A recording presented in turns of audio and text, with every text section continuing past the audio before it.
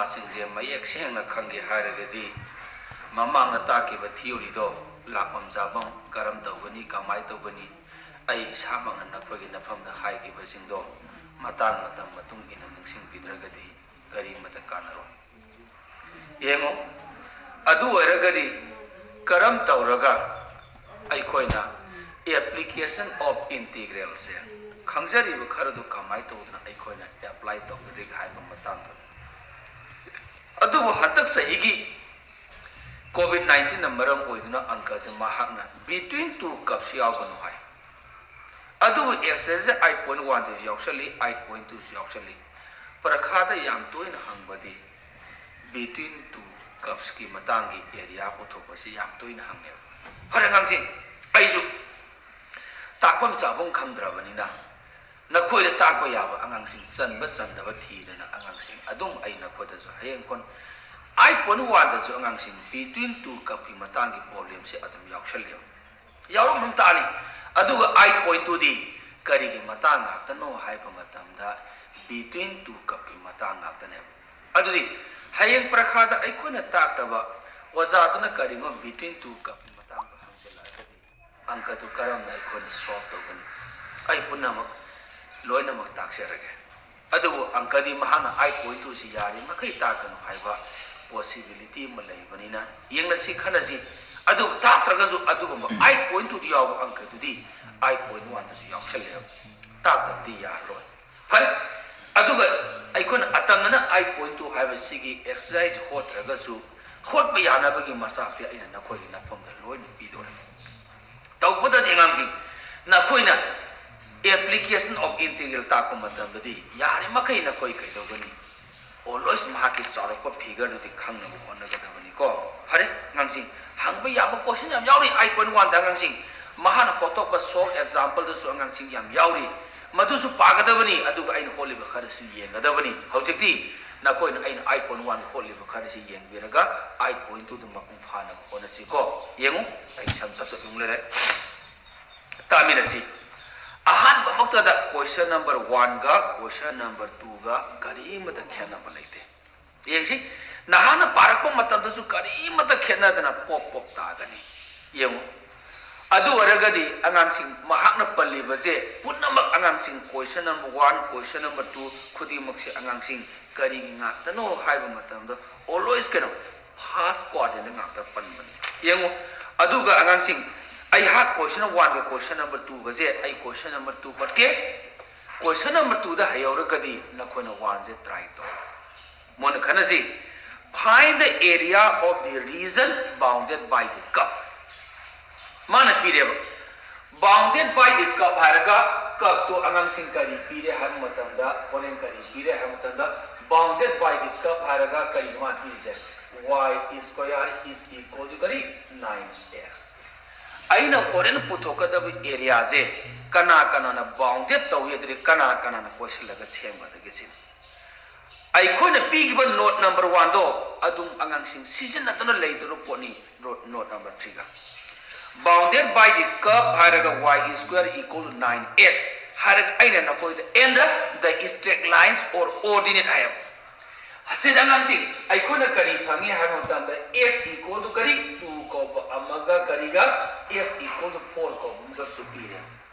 hariba x equal to 2 ko basiga x equal to 4 ko basiga angang sing pire adugi matawda ju the x axis in the kari fast chord angang sing question number 1 da ju angang sing masida mari to ba yai fast chord in palam de adu na koi phone tu matung inadi always fast chord in base or hot ko ko hayeng prakhada hangaga di angang sing aina mari da ta ke question number 2 da sen alag alag fast chord in pala adu raga di angang sing number 1 aikona masida karigumba aikon e basi equation sida variable kaya sene amakak chanada masi x equal to 2 ko ba equation nama x equal to 4 ko ba equation nama angang si ahan bu question jidi ai khar kuina take makhata bu samya na ba ko na koina aina hari base muna tabi ahan ba zatra ko se sig angka je hainadra gadi adum hainada bane hainadaba khudi makto kamaina hainagadi haiba matang dugi angang sing poram di aina na khoi ya di base karigum any equation involving one variable, it may be x or y. This type of equation always represents a straight line. Now, when a equation the variable is x kata senabiyai, y kata senabiyai, karigum any variable x ang senaraba, y ang senaraba. Adu baragat angangsing masizo always kari ori straight line amoy. What variable ani senarjay x ka y ka animak senaraga x amasung y ki powers always 1 oragadi, it always represents a kari straight line.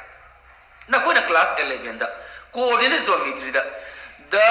general equation of first degree in x and y represents a straight line. Kariguma any equation the variables x ka y ka senaraga x amasu y ki power say 1 oragadi madu always represents a straight line.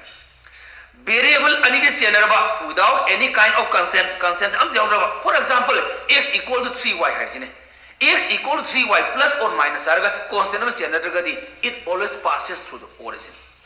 Adugo sumana variables amakak senaragadi masisu straight line ni karama makal straight line. X na horrible equation kudi makse always parallel to kari x and y axis. X na horrible na single straight line se parallel to x axis ne. X axis sa kaya sabay no x axis 2 salaga y axis sa parallel with straight line singo. Nana kari equation y na horrible. It always represents a straight line also parallel to the x axis service called y na equation kudi mana. But another way, masig equations the variable kya se nahi angang sing variable ani se nahi. Karigum any equation the variable ani se naraba variable ani do aman x aman y whatever. Variable ani se na bagal loina na angang sing masiso always kedoba variable amadi square karaba. Adu oragadi masiso kari kawi haitadi, it always represents a parabola. Na koi kangor ko variable ani senaraga variable amadi square karaga variable amadi square kadragadi madugi always kap to karama makal kap no hai matan parabola na kone class 11 tamai y square is equal to 4ax hydro ai kone khangeba y square is equal to 4ax oitadi angang si masi kari kawi hai matan da variable amadi square karaga variable amada kadragadi masi parabola ni. Parabola boy bagal loina see s ki mamanda plus oragan, it always represents to the right side. Adu see s ki mamanda minus oragana, it opens to the left. Adu ka kari ko variable ani se manu the x square kar y tak square kar to gana angsi madu no y ki mamanda positive oragan upward y ki mamanda negative oragan kari downward. Parabola se makan mari sui aina suma mangi class high grade I kona class 12 te naina ga parabola jri area must be positive nina I hang the area do matu ki sab saba phangna ba gina mokta I kona tamda parabola khodi maksidi open do right to open to bamaga upward to open to bamga I kona tamdu jri y square hawa amaga s square is equal to kari 4ay hari basi parabola makan anis sigatung tamgana. Aduga iconic kari dum y ki mamang the negative la magana nagi parabola se downward to open to bana. Adudi iconic tangmada parabola di y square haraga s ki mamang the positive lani. Adugi s square haraga nangsi y ki mamang the positive la bamuga y square haraga s ki mamang the positive oi bamuga sig makan anikak tangmani makan ani do kana kana no right to open to bamuga awa to open to bamuga si ani se na taba atopa amata tamoi ko nangsi adu re gadi koi khangorji na na makata bada ai ni ye kadaba kap se straight line la parabola ra circle la ellipse la makan mari is den tamoi bangaksin na ko ni yana section do je kari kari no parabola da makan anima upward to open to bamaga right to open to bamaga different type of straight line amaga aduga angangsing always ellipse ki equation ga circle ga masigi mari khaktang khangaga angangsing nang ai gi angka to pot panwa ya angsing problem ti yam lai how to solve in angangsing nang khan ga da base fare angangsing ai gi sangoi se sendang ngam lai bani azu ayu angan bani ai ne class law ri ju kum tak ta da ngari bani lesil laksel law ri bani na koi mayam gi na makta adudi how sangangsing masigi sort ko figure am yek ta sungiya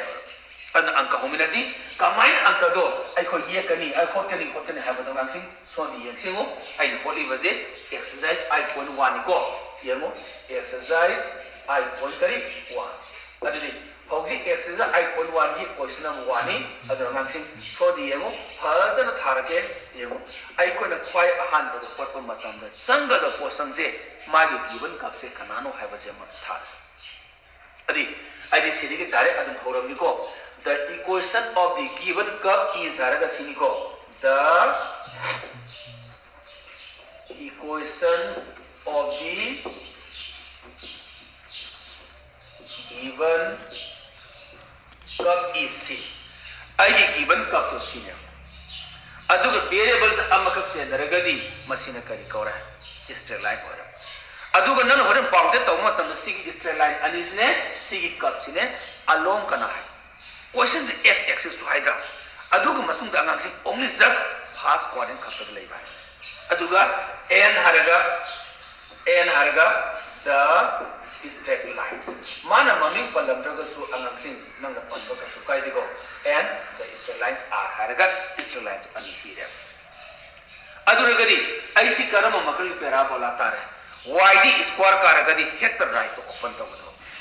parabola gi maram se angang sing aina sona khara sugai na take yeng view angang sing hausi karino hai matam da nang aina to bada baje yeng sina kari koi x axis sina kari koi y axis sina kari y dias aduga sona kani kari koi x dias ko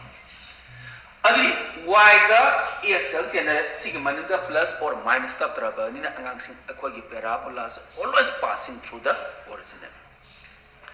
origin power ka angang sing right to open to aduga angang sing sumai angang sing ai ni pa hitraga su angang sing parabola hai basidi yari makai kai da bani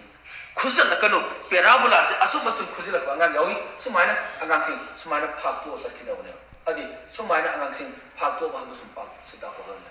aduga na hana mathak ta le basigi phibam sima sunna kha da le ga bani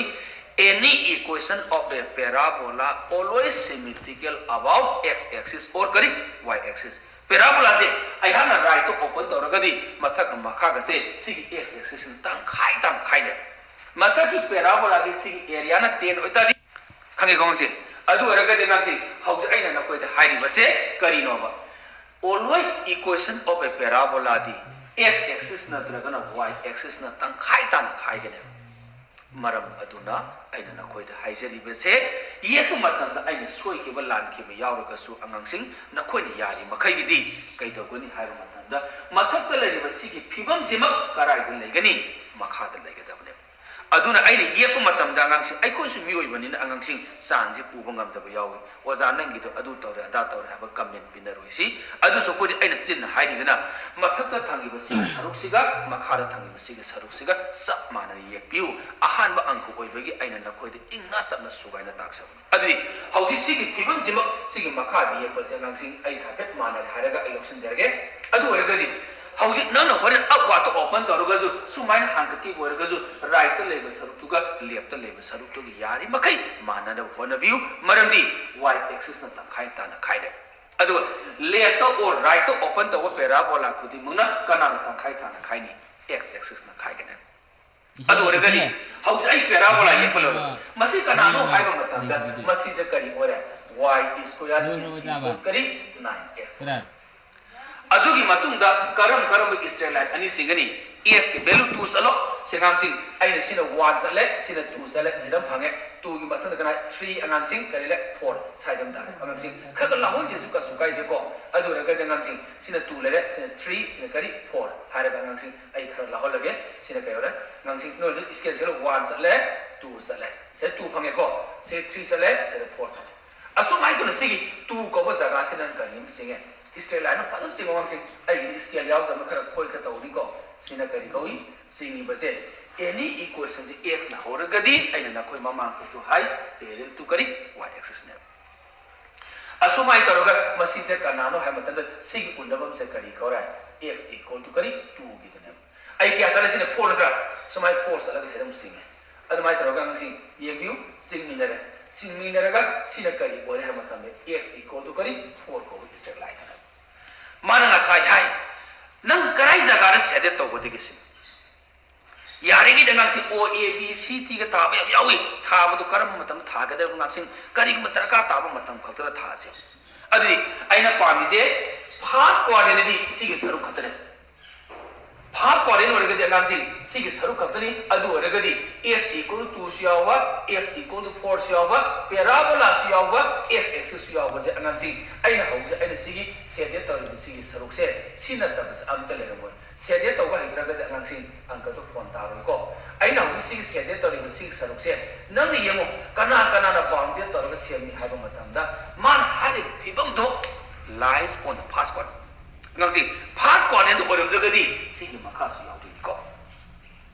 Fast coordinate to order the see Makasu Yaramina, Makasu said it already. At the area put up Matamri, see Mataki area, see Makali area, Sap Manadun, Tarapu area to the icon, Saru Alina Puji, Lawyer. Fast coordinate. Adu fast coordinate, see Kati area put up to you. Yemo, Masida said it already, Kanaka Yara. X equal to 2 siyaure, x siyaure, sig x equal to 4 siyaure, sig parabola siyaure. Adudi makoi mari isne enclosed toroga siyamba jaga tu bakti area ko tho hai bani na nang se angka se matang se lore. Adu regadi masi kari tai. Aina na koi na pham to pi giba note number 1 tai. Yengsi adu de ngang si masi aina pami je yengwa koi di area of the kari shaded region. Area of the shaded kari region. Sige shaded region की area पामे अदे shaded region की area पामगदी आइना न कोई नगरा ताकी आइगी integration से कराई दे हौरो कराई दे लोइसंगनी x x ताई x equal to a हाइबा मगा x equal to p हम पिरो अदे आइना 2 दिना कराई बसकनी 4 बसले अदे 2 दिना 4 बसले 2 to 4 है बसे along x axis ताजा along x axis तो ओरगदी variable of the integration से with respect to कनाला कनी dx लाने आइना न कोई है dx ओरगदी सिगी ममांग से कना लेगनी y लेगनी अरे is equal to अरग integration 2 to करी 4 हारगा y गंसी आइगी सिगी मतलब तो लेबो कब सिगी y की वैल्यू पुथो को नत्र ngरंग दो bounded by the curve y is equal to fx हाइदो अदुरी आइना सिगी मतलब की कब सिगी y की वैल्यू पुथो गदी मुंगो सिगी y square is equal to करी 9x हाइबा से मफम सिद आइना y की वैल्यू पुथो गदी रूट ओवर कना लकनी 9x लाकनी तसेंबदी प्लस माइनस लाकदबनी आइकोना प्लस लौरी मरंग कनो एरिया इज ऑलवेज पॉजिटिव ने अदि root over 9d square root किदा 3 रूट ओवर x आइना न कोइ हारे पुथोपगी नियमस आइना नाकन से ताएको आइना y के वैल्यू से कया तारे हर मतंदा 3 रूट ओवर करी x d of x is equal to आई की 3 आइबस कंस्टेंट 3 आइबस मापान सकरे integration 2 to 4 root over x आबदी करी का माने x to d 4 करी हाफ d of x माने असुमाई तो उतना अंगांग से 3 into हारग इंटीग्रेशन तो थोजी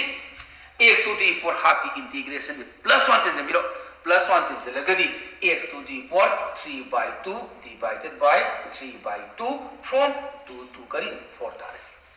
अदुग मफम सिदा सिगी 3 by 2 सिदी कांस्टेंट नि मपान थातोक्रजी ngamsi ari 3 into सिगी 3 by 2 सि मथम मका उतो नरगदी आई कया तारा 2 by करी 3 अदुग अपर लिमिट आन सिजिरो 4 to the 4 करी 3 by 2 minus हारगा अंगांस अम लोअर लिमिट सिजिरो 2 to the 4 करी 3 by करी 2 हारगा सिले जला अरे सिगी 3 सिगी 3 से कतना अदु रगदी आई इफम द कना ले मोर 2 हारगा अंगसि सिगी 4 से आई का माइन इबी आई हाइबा मतन 4 से 2 की करी स्क्वायर 4 to the 4 करी 3 by 2 सिगी 2 से करना माइनस आएगा 2 to the 4 3 by 2 दी करी 2 पाई लेते अदु रगदी सिगी पे जाते को 2 की क्यूब ते क्या तारे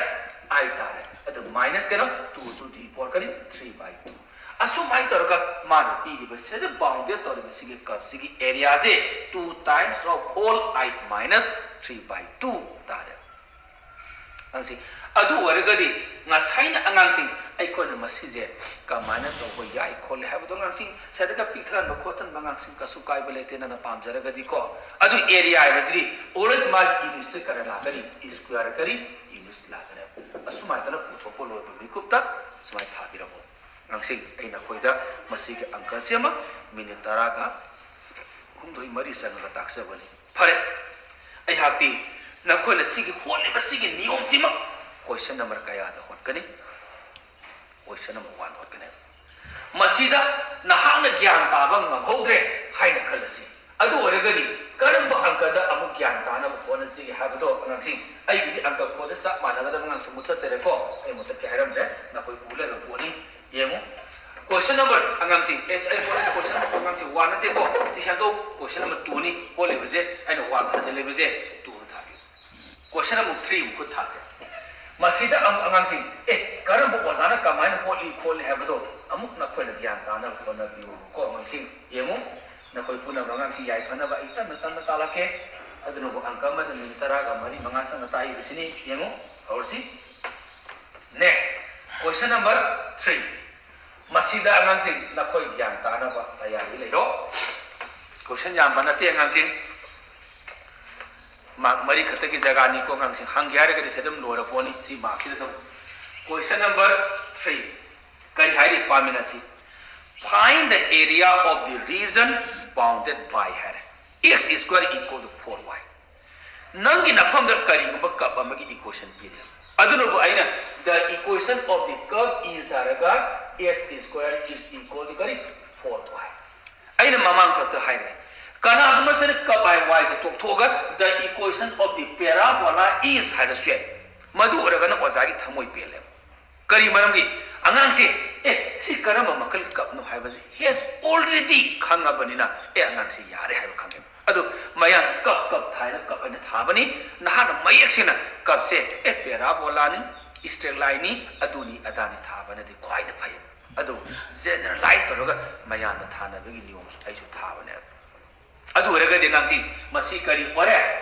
variable x square karga y da kadragadi aina masi kari kaure haiba matamda variable amadi square karga variable amada kadragadi aina oza hosik ngaki mamanda aina nakhoi na famda kari hagi it always represents a parabola and also open to the upward hagida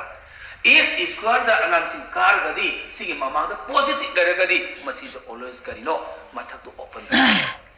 adu dei upward to open to parabola ama laire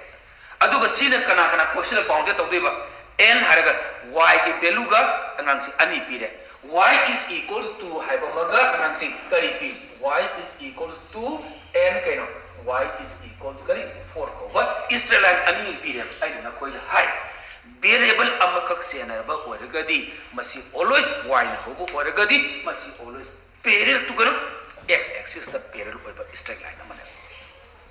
अरे सिगी parabola ने सिगी straight line अनि इसने bounded तोर same मतम दा along कना याव y axis on the first quadrant y axis का हंतक ngasagi ne x axis oida x axis haragadi aigi variable of the integration do with respect to dx latro adu variable to angang sing y axis haragadi y axis haragadi nagi variable of the integration do with respect to kana lakani dy lakane asini angang sing aina na khoi na pham da haisen ma pot amase phare anyway masis amu kamaina tong sig ha bodo angang sing ai khoi khoi da mina si ahan da makta da angang sing ai khoi reaction after ye matung da kari na khong sa khang gani adu angang sing si multiple source question orama ba aina na ku ju angang sing hayang kon aina khudak to khot ba ya na condition pirakine hajo hojik se angang sing revision da na ita khiroi ko revision anu masa masu ta khia mayan hoda mo ta yek na ko na thodo chori miku amada ngang sing si area si ko ni habdo shortcut ta lakya adu ngang sing yengu ai parabola za hadati kari do ko ne awwa ora ga ngang sing sini mo tu ai na ngang sing ai ye ko solve ko yo tu x axis la adu ga masina kari wala si ngang sing sina kari ko re y dias makale ti ko tang ro ko aduga nang ai parabola is the plus minus or concept edit tawdra bani angang sing x ke part amaga y ke part amaka siana bani na always passes through the origin ai yezi abwa to open to parabola angang sing e ko ngang sing suman phakto ko ai ha bani ko hare ngang sing ai happy manade ga suna ko na mana bi piro ngang sing yemu sumani always pass ko ren thakta hare bani ngang sing sona khang lorani sona kana doctor ade ngang sing aina y value 2 salaji up or kar y value positive up or 0 1 2 phang 3 4 phang असुमाइतना सिगी तू कब जगह से अंगांग से Y ना होरगदी सी सिंगो मसी always कना ngang se mut lere me ai chu tai nge ko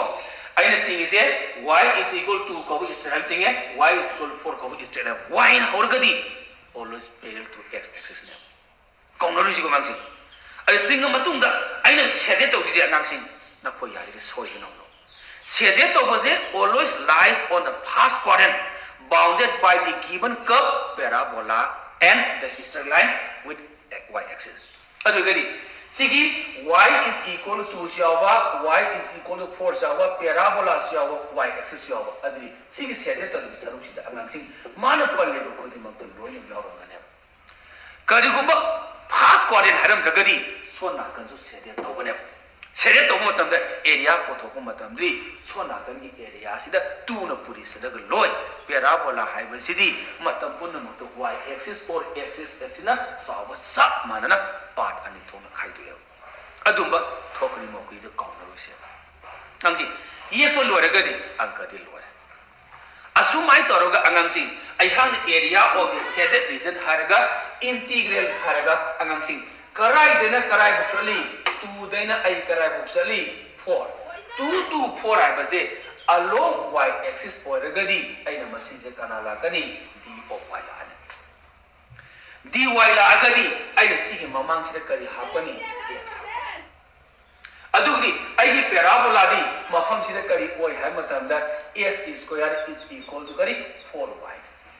asumai toroga anang sing integral 2 to kari 4 haraga ai ha ki x ade nangi ka parabola ji x ki value puto ngasa du mane x ki value puto ke di sige square asonsa kari root over 4y root over 4y di 4 की square थी 2 तारे root over करी y d of y sir dy और करी मामा दो y से ना लगने आई हा के 2 से कर से नहीं मापान सकरे अंगांग से ngasai hai na de root over y di y to the power half का माने y to the power half di integration ले plus 1 तीन से लगदी y to the power करी 3y करी 2 divided by 3y करी 2 from क्या है sir 2 to kari 4 adu ga sigi 3 by 2 je matham ka onthong raga di si kari mare 2 into kari 2 by kari 3 tare adu ga upper limit hana sinjelo 4 to the 4 kari 3 by 2 minus 2 to the 4 kari 3 by 2 sigi simplify di ngasai aina hot ki ba angka du sa manare ngangsing asumai tawraga nan ai ki angka se loi hai ba se ma kawi da no sini ngangsing aru bodi square in thousand biro si na tab angang sin mathang ki question jidi aina asa tawa na koi matam da yam toina hangan ba adu masing amani si hangak targadi karam question karam le thole sin ya ha bodi adu ki makop taba analysis khodi maktu di angang sing na koi yari makai revision da ngairo December last week da ai phana mata ani kari taruga oza aina ta ko matam si swargadi ibung ibema si question pa kadani si question pa ni ipari corner de wazaman hang ko matam da adu question na ko di wazana ta bani khamja da bani na angang sing loina pa lai de ko khara sa ka mi na di ana ko to yam sa ko ora gadi aina ko da angka se medium ona satpa amasung yam son ora gadi aina haiba sin pau haiba do adu ka pa biu aina hai da parunu maram di na matik ira ka angang sing parakha fail oi do so ko di aina haiba do paraga mark to angang sing nearly 70 maya score to gani ai u thajabiu oza ai bu thajab angang di kitang line son pa ba angang sing amasung kadoni medium on sapa angang wargadi 70 ko sonati adu 90 plus 100 tanagi hargadi ibung ibe maza sig ahen basu yang jalu na ina ahen harkan adu ahen baduga aina maya da pau hai baduga ani do combination to par sapa angang wargadi 90 plus et phangraba oza ina na khoi to ni ba to bu ya ba je angang sing aina na khoi to sok thon hai de sin ayam hai banate but na khoi bu kam hai to ga angang sing phanji ke haizu hen ba marks score to se kamai to se ga angang sing matam du ni ko revision course se pung tak ta ga ayu tham lo sen mai revision course ari nearly 2 months or 2 months ki mathak chang re ai tam ta kani na koi hadak sai covid 19 yam thina ngang sing so ga ngang tani na koi ngang sing na ra thira bani aduna madudam oza ai ko na saksha daga sendal lamben di da ma sa ki ko daga di ngang sing na koi yam so ka ne madu punam sok ta na bani aina foundation ke tai ta ngang sing revision ta la ka doi se prakha so ngang sing aina ta ko matam hek loi ba na koi prakha na ka so khang ka ne ko sa mana na adna lare pa ho यार गदि आइना revision होबो निमिति की ताक होबदगी लोइबो निमिता आई इतुम इनरा सत्पा nga ओरगदि mess तो like पावो लोरे नको अतुप subject की मथा साव आई मुथाजदला नांदी यावकनु बरमदि अहान बदा पोल अमा ज थाजद्रगदि नंग लाइक सुंगे हेरो नंगसि आइकोनि ईश्वर निंगिसु आइना उनाद निंगिसु अमद निंगिसु थाजबतुबुनि आइकोनि ईश्वर हाइबसे को हौमिनरसि नेक्स्ट येमु आई हांगा क्वेश्चन नंबर 4 हाइबसिगा क्वेश्चन नंबर 5 हाइबसिगा अनि से सब मानै नखोइना मानै मानते हाइरगजु अनिमक्से इलिप्स माक्तनि हायेंग प्रखाददि इलिप्स हाइब वाहिसि यौरमोय इलिप्स की महत्व अगांगसिंग x square by a square plus y square b is equal to 1 ana ikona class 11 na tamgiba adudo bounded by the cup harkane sigi marki sign plus oibadagi ellipse oibani marki sign plus to kari ko minus orambagadi madu kari kawi hyperbola kaudra hyperbola gidi upper class na nina kani madu area potopadi na koi class 11 12 5 6 ngangsing madu san ba yade ko phare aya question number 4 ga question number 5 sab mane adu I have 4 put target aduga napuna 5 to ngangsi adudi hauji the equation of the ngangsi the equation of the given cover to si the equation of the ellipse nadra ade ngangsi mane ellipse ki equation pire the equation of the ellipse kari is harga kari pire x square by kari 60 plus y square by kari 9 is equal to ngasai mamangi angka khudi maktadi angangsing masigi angka sigi asoibam hayu hairagadi kari pirami mamangi ibari angka khudi maktadi nangi integration do karai de haura karai de loisin gadagi kaina 2 2 4 kai piramra sigi angka sigawro yaudragadi angangsing I integration से कराई the होरगा कराई the lotion गदगी हाइबो खुदी मक्से नहक mind तगनो after आइकोने ये मतुंदा महागी सब साबा फमकने अदुगा महागी area से पुथोको मतंदा अनंगसी always first quadrant के सरुप ओइगनी second quadrant के सरुप ओइगनी हाइबसो अमत पंद्रे अदुरगदी आइने ये इबसिगी इलिप्सिगी लोई नंबर अनंगसी जगह खुदी मक्तुगी एरिया पुथोको अदि ओजा हैना होलको मतमदा नखोय मियंग तासी यंगो general equation of a ellipse करी का माने हाय मतमदा x स्क्वायर बाय करी a square plus y square by करी b square is equal to करी 1 आई कोइ खांगी क्लास 11 दा असुमाइना थंबंग नमतादी इलिप्स हाइबसे अंगांसिंग सी करम मकली इलिप्स नो हाय मतंदा x स्क्वायर की मखागा y स्क्वायर की मखागा कनाना सावी डिनोमिनेटर ऑफ x स्क्वायर मखाना सावरा अदुदी नहा की इलिप्स येक मतमदा x स्क्वायर की मखाना सावरगदी न इलिप्स यिरुम दुनिको आइना नकोर क्लास 11 ताकी मतमदा यिरुम जे मखन अनि सुइना आइकोना पाइबा मतमदा आइकोना लेमाइदे थम मतमदा अंगांसी फाइगा तादा करी मैंने खुदना पारगा युंगन में यादा अदि x स्क्वायर की मखाना सावरगदी नंगी ऑलवेज इलिप्स तो कैदगनी always फाइगिनी हाइब मतमदी नंगी मेजर एक्सिस तो along x axis ताने कदिगुंबा क्वेश्चन नंबर 5 तुना अनंगसी कनाना साउई हाइब मतमदा y स्क्वायर की मखाना साउद्रा अरे क्वेश्चन नंबर 5 ओरगदी नंगी इलिप्स तो कना तवनी युंगने ngangsi aigidi x स्क्वायर की मखाना साउरबनिना आइगी इलिप्स फाइगिने अदुगा y स्क्वायर की मखाना साउगिबो ओरगना नंग इलिप्स की एक मतम कदोनी वर्टिकल युंगने हाइब मतमदी that means your measure axis along कनो y axis की मथक तागने अदुना ngangsi कुपना खंगको अंगांगसिं ओरगदी आइने खितंग मेंशन तौगु मतमदा नखोय खुदिम ज्ञान तारंगने ना सा तौइको फरे अदुरगदी अंगांगसि अखोय वोने संगसे असुमाइ तौदना अहानबदा सुमाने एक्सप्रेस तौगु ngamna होनो माने पीरिबसिगी आई इलिप्स आइना कमाइन इबंगमी हाबतंदा x स्क्वायर बाय हारगा आई 16 जे 4 स्क्वायर इबंगमे plus y square divided by हारगा 3 स्क्वायर इक्वल टू करी 1 येमो अंगांसिंग आइना लाइक ताइबिस आई इसानपी अतोमिना मुन्ना तारगा लेरी मादी येमो टेबल का थांगतोगना सबि का थांगतोगा पुंग तरुक सिदा नांगी नुदी हौरम लोइने आई इसानपी अतोम मया यावपदे सक्ति लोरे मधुरी दीक्षित ने सोदी यंगसी तासे नांची नाक सम नोक सेना इसान पि सम लाइक ता बजे नजगम तु मसिनि सें पोत्रि को asumai to x square by a square, that means x square by 4 square, y square by 3 square. Adi ay nga sa hay ay ellipse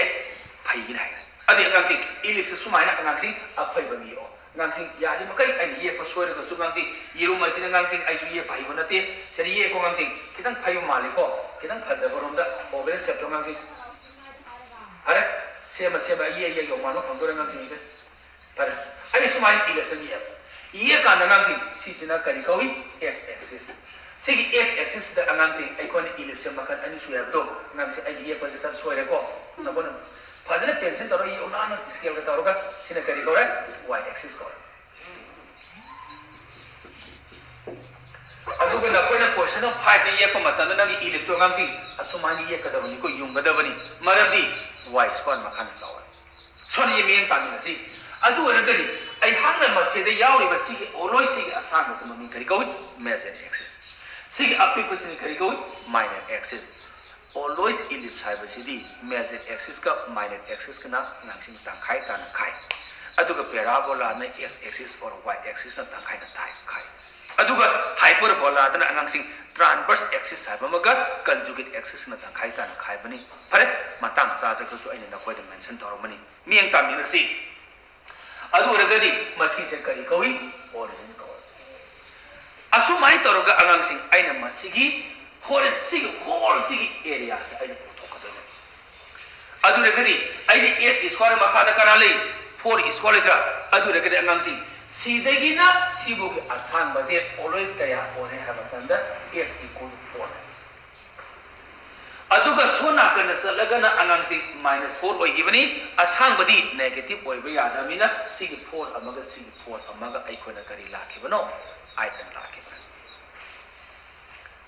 aduga angangsing masigi matek sina kari kawi haiba matamda minor axis tina angangsing y na sa toise makha se kanale 3 tasengodi so da sadagna +3 makha da kumagana -3 ai ko di area do positive oi gada banina plus lause adu re gada angangsing si degi na si box angangsing ai ko da amu kari kawre matamda y ki value se kari 3 kawre saritu x ki value se si box plus a ni so da sadagna -a no khanga da use aduga y square gina makara up to plus b makara kumagana kari minus b oi de asine ngangsi adu ore ke ngangsi aina pami se kari no ha ngangsi camera se mutsa gibani thanda ko thanda ta ko ni yemo adu ore ke ngangsi sonda amu yemina rasi kari no ha ba mata house aina pami se sigi saga mari sigi area pami ellipse ha ba sidi aina ngasa ha gari major axis amasu minor axis na tangkai tana khai habinina masida first quadrant second quadrant third quadrant fourth quadrant lai basi mari sigi saru amaka puthoga maduda kanana purini phona puri asumba kya suge amma ani agum mari adumai tana lies on the first quadrant ka kahayam tadi si ka bi puthora adu masidi first quadrant haibu maram do palamdra banina apamba any region amagi area puthoga matuda kanana multiply tawani 4 na multiply tawbi adi ngangsi aina hosi kari oisi ge hamatamda sigi horen angangsi pami bese ai horen si whole gedoni si se sede tawbe ya angangsi sigi whole sede tawbe sigi zaga sigi ai area pam sigi horen sede tawbe sigi zaga sigi area pam da de angangsi si mayalu thile de tubi si origin doni sigi mami kari kaursi a kaursi si mami kari kaursi ge b kaursi adu regadi aina side sede tawbe sigi zaga sigi o a b o hai masigi first quadrant khasigi area puthoga matuda kanana multiply tawsige 4 na multiply tawsi adu de nang area se makan ani thong puthoga 0 to 3 hai ba ki area maga 0 to gari 4 origin 0 to aina along x axis ta ta de gang si 0 to 4 sakana kari go along y axis pa ma 0 to gari 3 na sakana adu ngang si ai koi karma pami 0 to 4 to tadi kore along kara kani 0 to 4 kani along kari dx la kani ai ka tu di kana ke belu pami si ellipse degi ai kana ke belu pami y ke belu pamra maramadna angka je hot pon ngai na bagi da makta bangjo na sidegi kana ke belu sophok sige y ke belu sophok se nahang na along y axis oragana sidegi kari ke belu putugani x ke belu putu oza aina lauri ba sangi ba khudi makse ai nungjang thungna ba nate ko na koi haina ba gida mutan adu rega da ngangsi ai na sidegi y ge value puto ngangsi ai son changar ge ko ai subsu udo angka sa na ba ko implies ai na y ge value phasalo y square divided by 3 square equal to 1 sigi plus son changar minus x square by kari 4 square adu si LCM lo bire LCM lo bire di 4 square sina son la agadi 4 square minus kari x square asumai toroga angangsing aina y square ke value pami si je kara la o si kara la agadi angangsing sina mathak la ani ko adu si ke dara 3 square haraga divided by 4 square 4 ke no 4 square minus kari x square implies it y the value putung dari square asun sakro sari square kara di 3 by 4 the member root character ring nangsi root 2 ka kapna gre na ko adra gadi 3 by kari 4 root over kana le more 4 square minus kari x square aina kapsi de ki bore y ki value sang kan y ki value puthok loya adu oi bira gadi nangsi sigi whole sede to ri ba jaka ji era aina koi da gre ko question of 5 ore gna sigi ellipse yung tho loya ko adu ye sede to ri ba jaka ji nangsi area puthok se aina pami je area of the shaded kari region sigi shaded region sigi area pa shaded region sigi area pa kari 4 into haraga kanagi 4 into area of the kanana 4 into area of the kari shaded region to kanana 4 into area of the shaded region kana O A B O you to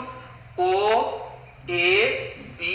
O hare basi masa katagi area putoga sum mari subulina phone puri bane ko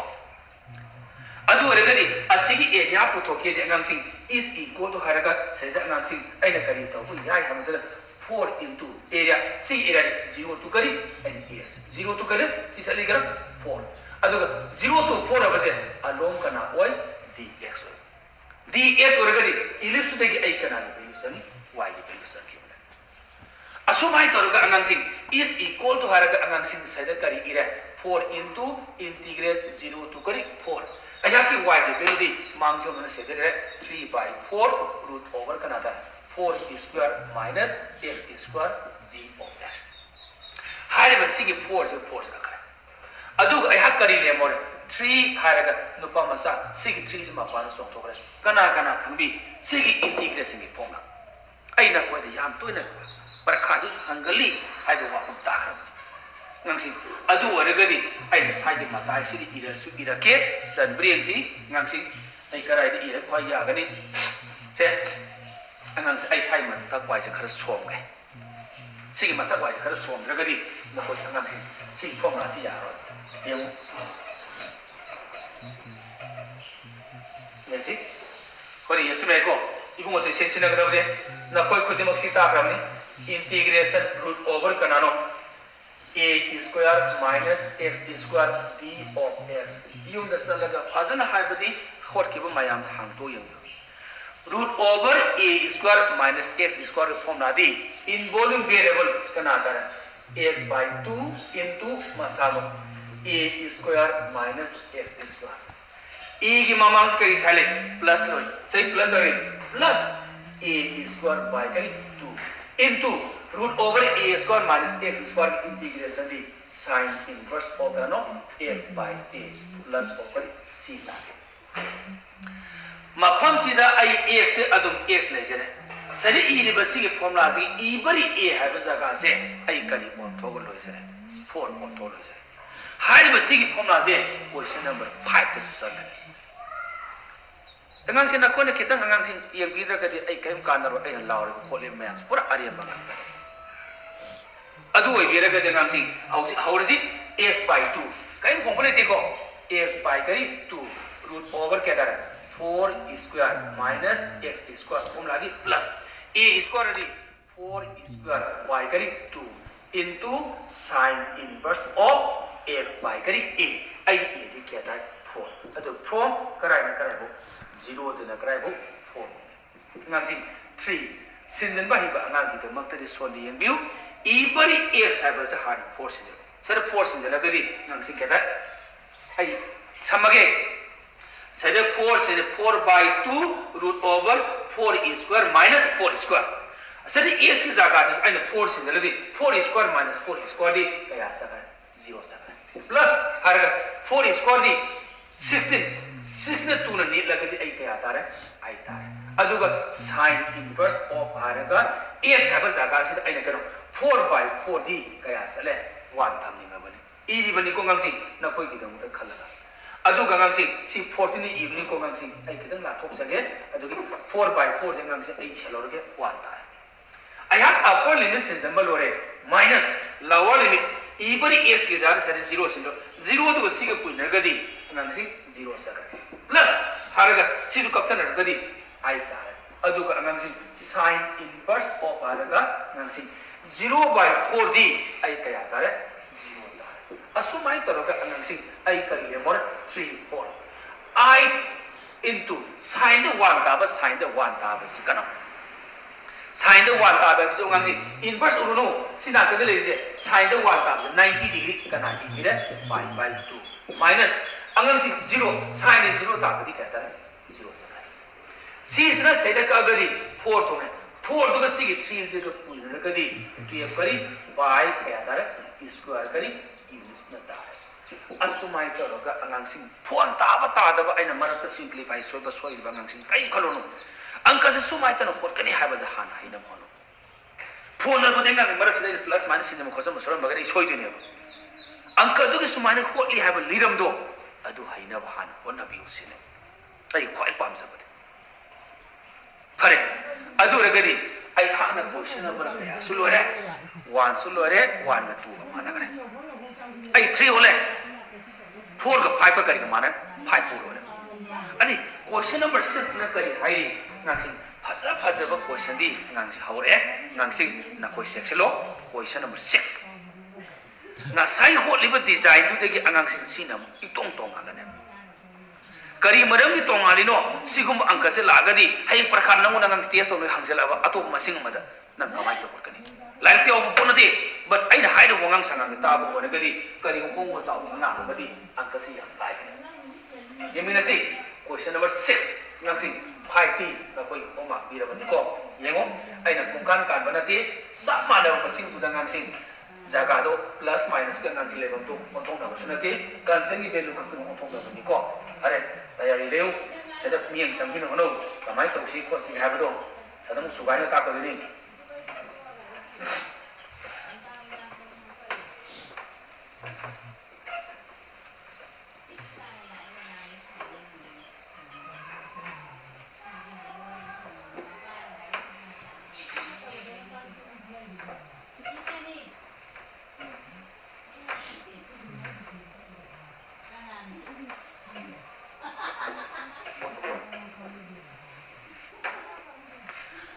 hominasi tasi yani ko yengo ngangsi hauji question number 6 monatasi find the area of the region in the past quadrant enclosed by x axis masida man ai ko de kange awra nang aina puthokadabi area se karai wa ta bi area past quadrant kaktane adu ragadi fast quadrant khapta oiba oragadi angang sing aina muka da wayai haiba matamda second quadrant third quadrant fourth quadrant ai amata pamdra adu gi matuna kari haira line x equal to root 3y mana pire masida angang sing x equal to kari root 3y ka ba line ma pire hauji x equal to root 3y angang sing nang karim to mind to gono x की power 1 y की power 1 करी को में any equation ना बता variable any सेनर का सु involving variable की power दो 1 1 बराबर मधु करी को straight line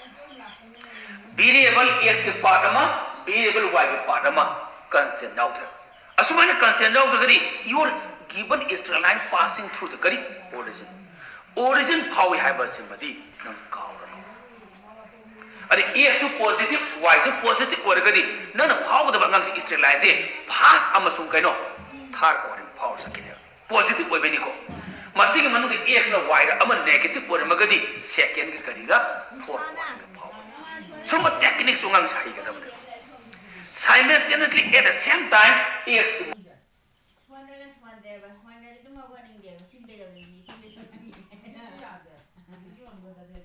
गाड़ी सजनाई मची दुरा मुई मुई सजनाई मची तो माला उड़ में मुई मसान पी माउनु पे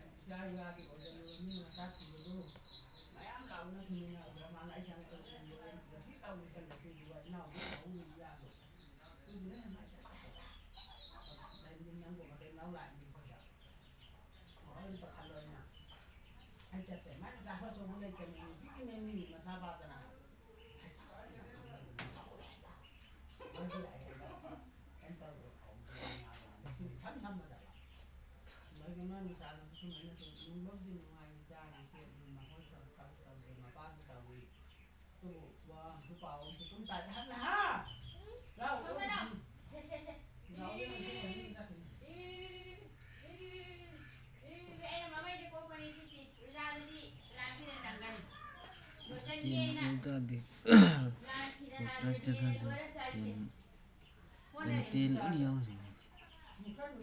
Sanju Costi Amas Nagari Shine Vita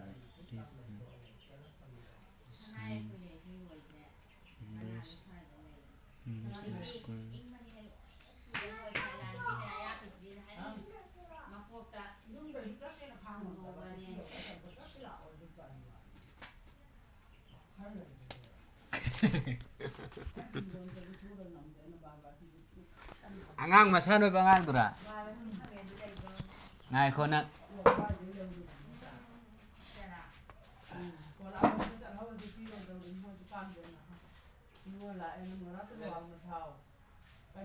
Masano bangang ni lau ne. Lau.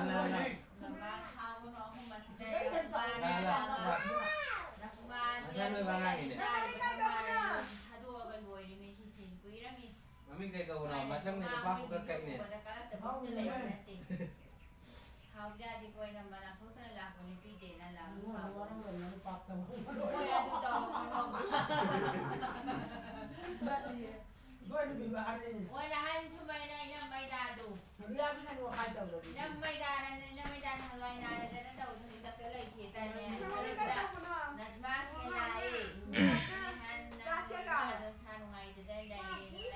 School ka din nga wa sao pa win na dong